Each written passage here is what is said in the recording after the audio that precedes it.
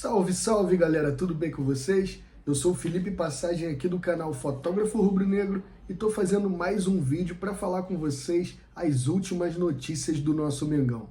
Antes de mais nada, já peço por favor, deixa aquele like, se inscreve aqui no canal, quem não for inscrito ou inscrita, também comenta, que comentar ajuda bastante aqui no engajamento e também compartilhe esse vídeo aí por favor nas redes sociais e grupos do WhatsApp. Valeu? Isso ajuda demais aqui o canal. E vamos aqui para mais ou menos as matérias que eu quero conversar com vocês. Sobre o quê? Olha só, Rebeca Andrade, nossa querida Rebeca Andrade da ginástica, foi eleita pelo 4º ano consecutivo a melhor atleta do ano, tá? Eu vou falar mais sobre isso com vocês.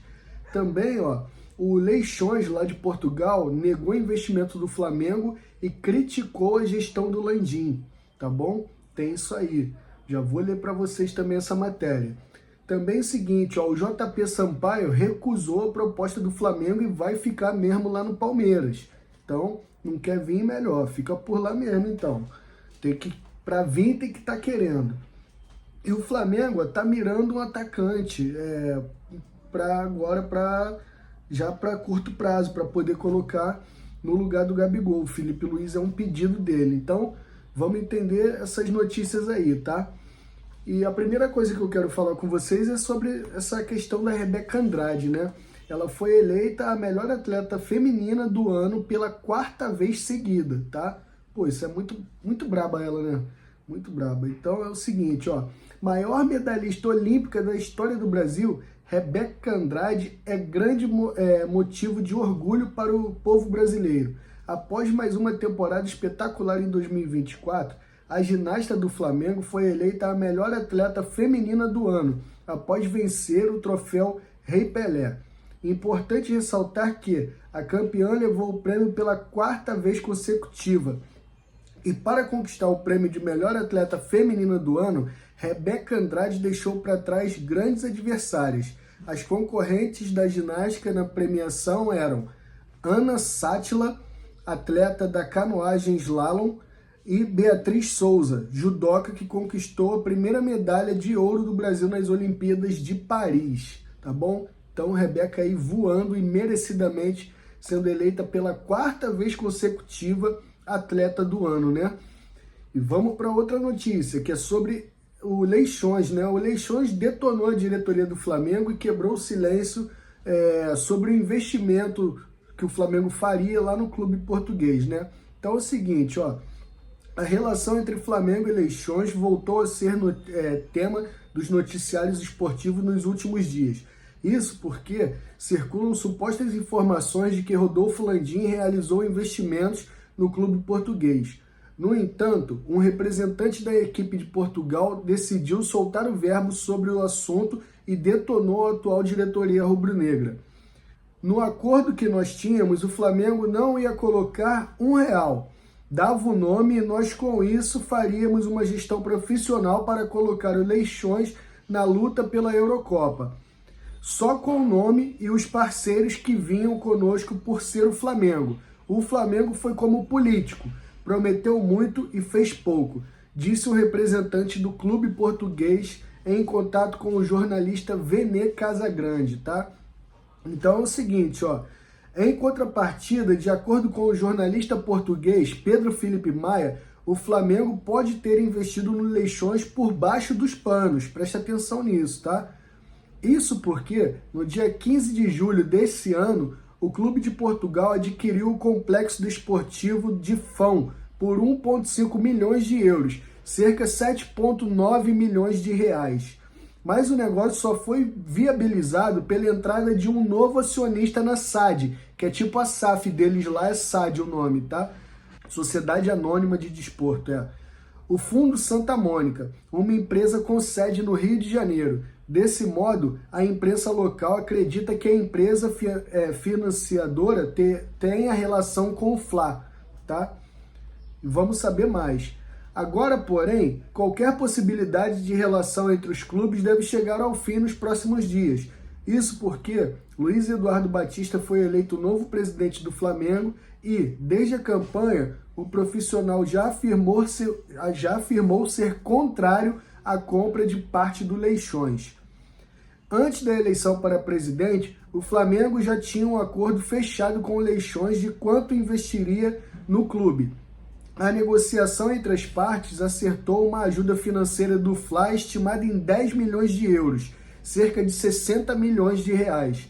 Além disso, o mais querido iria obter 35% da SAD do time português. Porém, o acordo e o pagamento do Mengão só aconteceriam após aprovação no Conselho Deliberativo, tá? Então, essa questão iria para votação no Conselho. O mais óbvio, né? Tá? E olha só, o Palmeiras venceu a queda de braço com o Flamengo e manteve o diretor das joias da base lá, né? É o seguinte, João Paulo Sampaio recusou a proposta do Flamengo e vai ficar no Palmeiras. Ele comunicou a decisão à presidente Leila Pereira na manhã dessa quinta-feira. JP Sampaio vai seguir como coordenador das categorias de base do clube paulista. O Palmeiras estava confiante de que isso aconteceria. O dirigente se dispôs a conversar com José Boto, acertado para ser diretor de futebol da gestão BAP. O encontro aconteceu sendo virtual, já que o português só desembarca no Brasil no final do mês. João Paulo Sampaio está no Palmeiras desde 2015. Ele é considerado um dos principais nomes no processo de reformulação e crescimento da base do Palmeiras. O Flamengo vai reformular o departamento de futebol e o clube quer profissionalizar todo o organograma e o JP Sampaio seria parte disso. JP Sampaio ficou balançado com a proposta e, diferentemente da proposta do Corinthians, que ele recusou rapidamente, os termos do rubro-negro agradaram. A tendência agora é que o Fla siga no mercado, tá bom? Então, o JP Sampaio recusou a proposta do Flamengo. Se eu sou o Flamengo, procuro outro profissional e não aumento proposta, não tento, já que para vir para o Flamengo tem que querer, meu amigo. Então, vamos lá. Última notícia, não menos importante, como eu sempre digo, por favor, deixa aquele like, se inscreve, comenta e compartilha, que é muito importante, não esquece. Vamos lá, ó. Flamengo mira atacante em meio à transição de diretorias e período curto. O Flamengo se movimenta nos bastidores para a reformulação na estrutura do futebol. Em campo, porém, o clube sabe que os investimentos não serão altos. Com o tempo curto em meio a uma transição de diretorias, o foco total é em um substituto para Gabigol. A gestão de BAP toma posse no dia 18 e a partir daí deve começar de fato o processo de transição com a diretoria de Rodolfo Landim.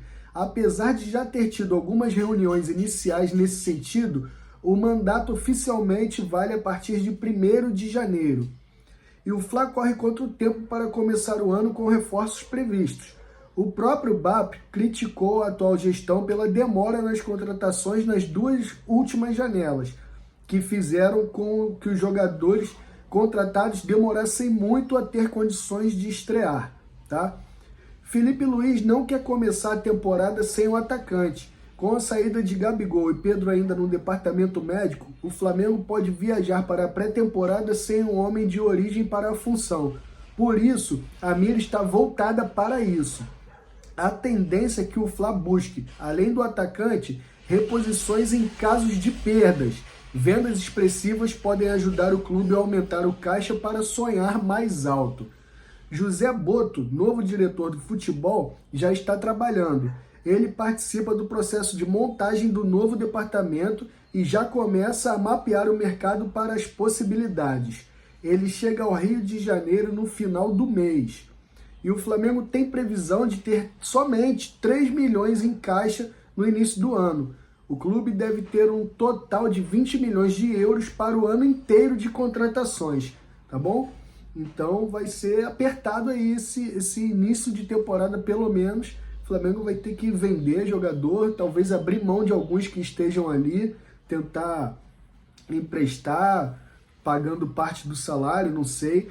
E falando em pagar parte do salário, o zagueiro, eu esqueci o nome dele, o zagueiro que era do Corinthians, Pablo, que é do Flamengo, estava emprestado no Botafogo e o Flamengo estava pagando uma parte do salário e o Botafogo o restante. Sendo que o Botafogo já avisou o Flamengo que não tem interesse em permanecer com o jogador, vai devolver ao Flamengo Então, como ele tem contrato e é um salário alto, o Flamengo vai ter que dar algum jeito aí, ou para emprestar ele para outro time, fazer alguma coisa, porque ele não estava sendo aproveitado no Botafogo. Valeu, galera? Essas são as notícias aí por enquanto. Se tiver alguma coisa bem importante, eu volto a fazer vídeo e postar à noite. Por enquanto é isso. Saudações rubro-negras. Tchau, tchau, gente. Valeu!